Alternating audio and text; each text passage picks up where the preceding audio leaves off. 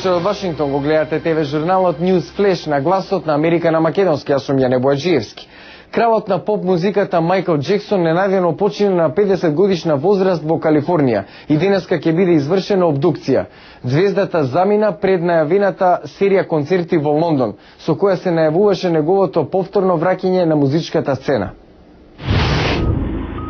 Джексон беше прогласен за мртов во четвртокот во медицинскиот центар на Универзитетот Калифорнија во Лос Анџелес по претрпен срцев удар во неговиот дом. Тој почина на нешто повеќе од 2 месеци пред 51-иот роден ден и на неколку дена пред планираната серија концерти во Лондон, што требаше да биде неговото големо враќање на сцената. Картите за концертите, пуштени во продажба во март, беа распродадени за неколку минути.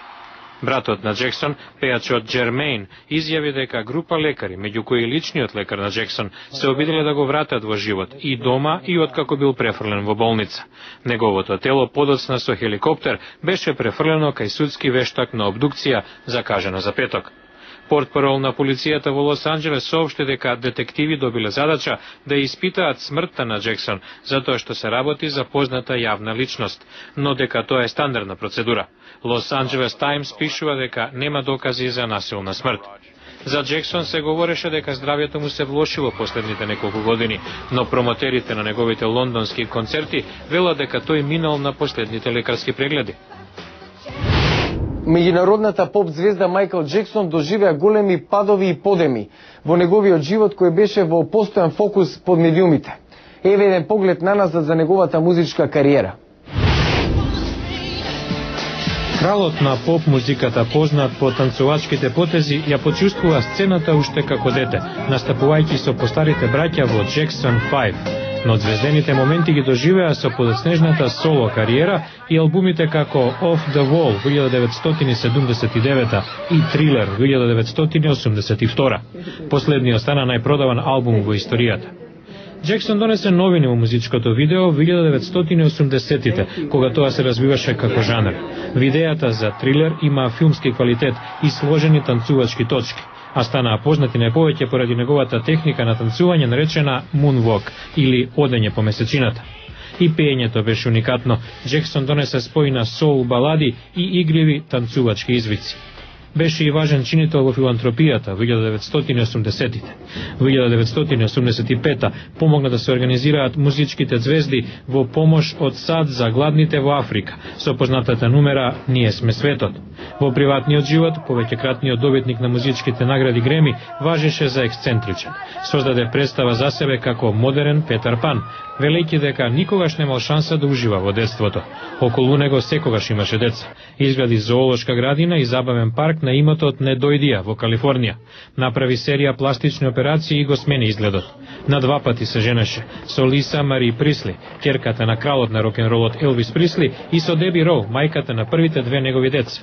Ниту еден од браковите не траеше подолго од 3 години. Джексон доби трето дете од неидентификувана мајка.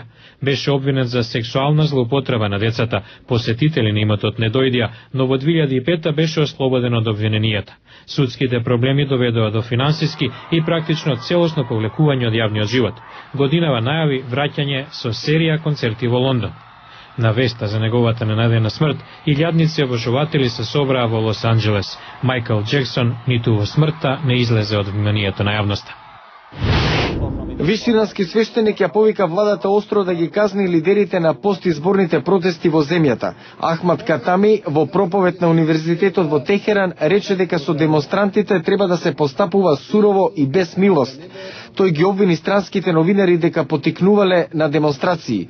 Властите ги разбија масовните протести под воство на опозициониот кандидат Мир Хусейн Мусави, кој тврди дека изборите биле наместени. Во судирите загинаа најмалку 17 лица, стотици беа повредени.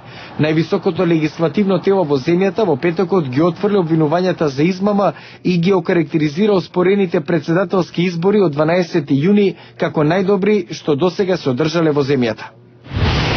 Белата куќа ги отфрли забелишките на иранскиот претседател Махмуд Ахмединеджад дека американскиот претседател Барак Обама треба да одбегне мешање во иранските избори. Портпаролот Роберт Гипс рече дека Ахмединеджад е меѓу оние кои се обидуваат да направат дека контроверзата по изборите во Иран се однесува на САД, а не на Иран. Американскиот претседател Барак Обама во неговата досега најжестока реакција во средата изјави дека е вџашен и згрозен од задушувањето на постизборните протести од страна на иранските власти. Во продолжение на News Flash, Вимблдон е име кое е познато во светот по тенисот, зачинет со британскиот шарм и традиција и неодминливите јагоди со шлак што се служат за време на турнирот. Тој е најстар и единствен турнир кој се уште се игра на трева, согласно традицијата. На крајот се сведува на дај се од себе и освои го Вимблдон.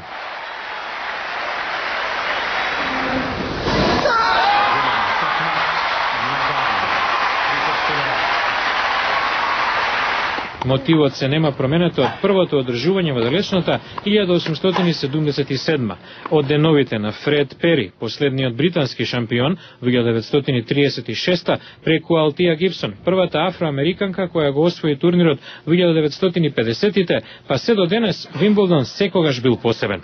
Онор Годфри во музеот на Вимблдон е одговорна за чување на минатото на турнирот.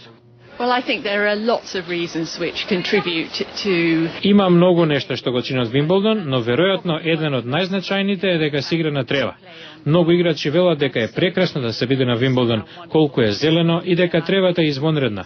Друга традиција е се е бело. Професионалните тенисери на Вимблдон од секогаш носеле бело облека и така е до денес. Но покрај традициите, Вимблдон покажува и капацитет за промени и адаптирање на денешницата.